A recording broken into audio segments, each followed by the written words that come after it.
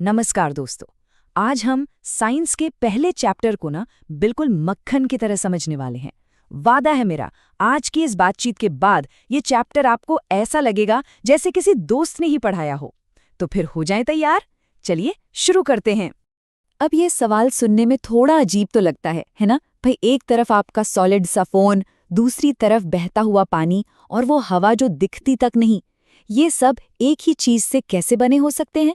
पर यह बिल्कुल सच है और आज हम इसी कमाल के राज से पर्दा उठाने वाले हैं। तो ये है हमारा आज का पूरा प्लान। सबसे पहले समझेंगे कि ये पदार्थ या मैटर होता क्या है, फिर उसके छोटे छोटे कणों के सीक्रेट्स जानेंगे। इसके बाद पदार्थ की जो 3 अवस्थाएं हैं, सॉलिड, लिक्विड, गैस, उन्हें देखेंगे। और हाँ, ये भी समझेंगे कि ये अवस्थाएं बदलती कैसे हैं। और सबसे आखिर में एग्जाम के लिए फटाफट एक रिवीजन भी करेंगे। चलिए, तो फिर सीधे मुद्दे पर आते हैं। सबसे पहला और जरूरी सवाल, ये पदार्थ यानी मैटर है क्या चीज? और हाँ, ये वो वाला मैटर नहीं है जो स्कूल में लड़ाई के बाद हो जाता है। साइंस में इसका मतलब बहुत ही सीधा और सिंपल है। तो देखिए, साइंस की दुनिया में पदार्थ को पहचानने का एक सिंपल सा फॉर्मूला है। बस 2 चीजें चेक करनी है। पहली, क्या उस चीज में कुछ वजन है? और दूसरी, क्या वो कोई जगह घेर रही है? अगर इन दोनों सवालों का जवाब हाँ में है तो मुबारक हो, वो चीज एक पदार्थ है। बस इतना ही। इस हिसाब से देखें तो हमारे चारों तरफ लगभग हर चीज पदार्थ ही है। ये फोन, वो कुर्सी जिस पर बैठे हैं, पानी, हवा, यहाँ तक कि आपका पेट डॉग भी, ये सब पदार्थ हैं। लेकिन जो हमारी फीलिंग्स है, जैसे प्यार, गुस्सा या खुशी, इनका न तो कोई वजन होता है, न ये कोई जगह घेरती हैं। इसलिए ये पदार्थ नहीं है। अच्छा, तो ये तो समझ आ गया कि पदार्थ क्या है। पर अब आता है असली सवाल, ये पदार्थ आखिर बना किस चीज से है? सोचिए, इसका जवाब छिपा है इतने छोटे छोटे कणों में, जिन्हें हम पार्टिकल्स कहते हैं। तो चलिए, अब इन नन्हे नन्हे बिल्डिंग ब्लॉक्स के कुछ मजेदार राज खोलते हैं। तो पहला राज, ये कण इतने छोटे, इतने ज्यादा छोटे होते हैं कि हम सोच भी नहीं सकते। मतलब इन्हें अपनी आंखों से देखना तो भूल ही जाइए, इन्हें एक बहुत पावरफुल माइक्रोस्कोप से भी नहीं देखा जा सकता।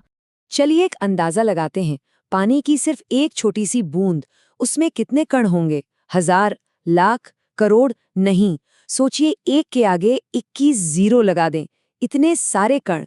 ये नंबर इतना बड़ा है कि हम इसे गिनने की कोशिश भी नहीं कर सकते। अब इससे अंदाजा लगाइए कि एक एक कण कितना ज्यादा छोटा होगा। और इसका सबूत चाहिए तो एक छोटा सा एक्सपेरिमेंट सोचिए। मान लीजिए हमने एक ग्लास पानी में पोटेशियम परमैंगनेट के सिर्फ 2-3 दाने डाले। पूरा पानी गुलाबी हो जाता है ना?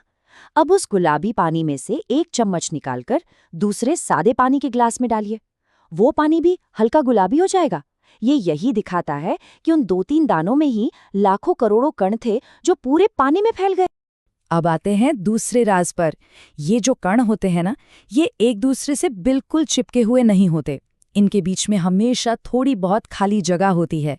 इसे कहते हैं इंटर पार्टिकल स्पेस। अच्छा, कभी सोचा है, जब हम पानी में चीनी या नमक घोलते हैं तो वो गायब कहाँ हो जाता है? और पानी का लेवल भी नहीं बढ़ता। वो असल में कहीं गायब नहीं होता, वो बस पानी के कणों के बीच जो खाली जगह थी ना, उसी में जाके सेटल हो जाता है ना कमाल का सबूत? तीसरा और सबसे मजेदार राज, ये कण ना कभी भी शांत नहीं बैठते। इनमें होती है काइनेटिक एनर्जी। मतलब ये हमेशा चलते रहते हैं, अपनी जगह पर कांपते रहेंगे या इधर उधर भागते रहेंगे, लेकिन रुकेंगे कभी नहीं। इसको ऐसे समझिए, ठोस चीजों में कण बहुत पास पास होते हैं, तो वो बस अपनी ही जगह पर खड़े खड़े कांपते रहते हैं। जैसे किसी भरी हुई बस में लोग बस हिलडुल पाते हैं।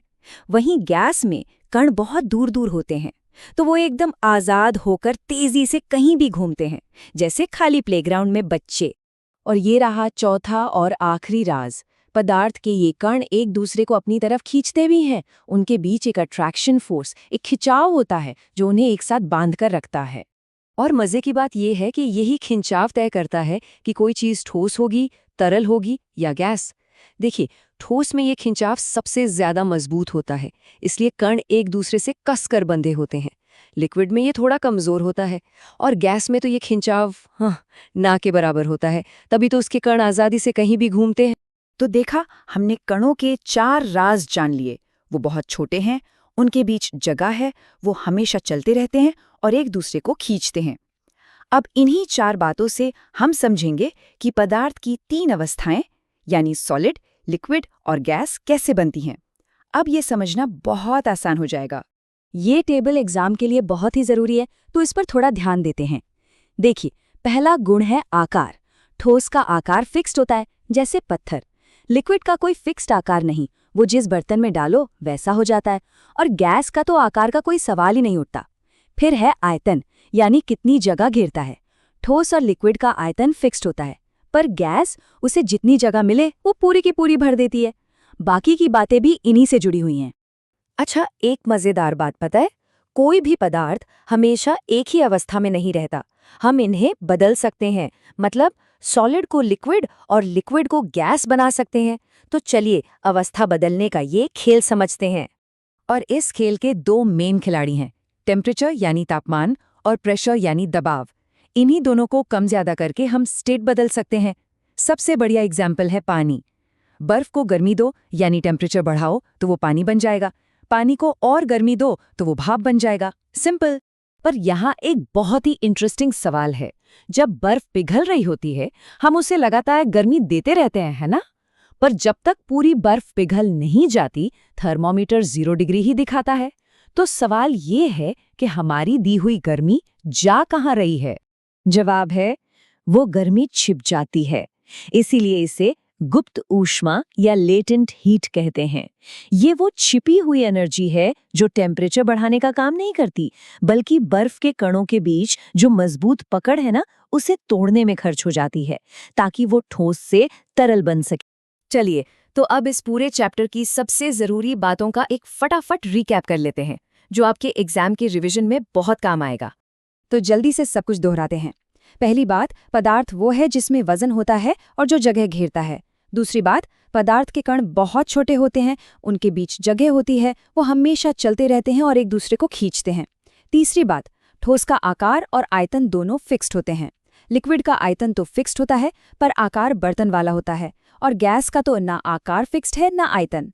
और हाँ, कुछ जरूरी शब्द याद रखिए। संगलन मतलब ठोस से तरल बनना, वाष्पीकरण मतलब तरल से गैस बनना, और ऊर्ध्वपतन मतलब ठोस से सीधे गैस बनना। और आखिर में गुप्त ऊष्मा वो छिपी हुई एनर्जी है जो अवस्था बदलने के काम आती है।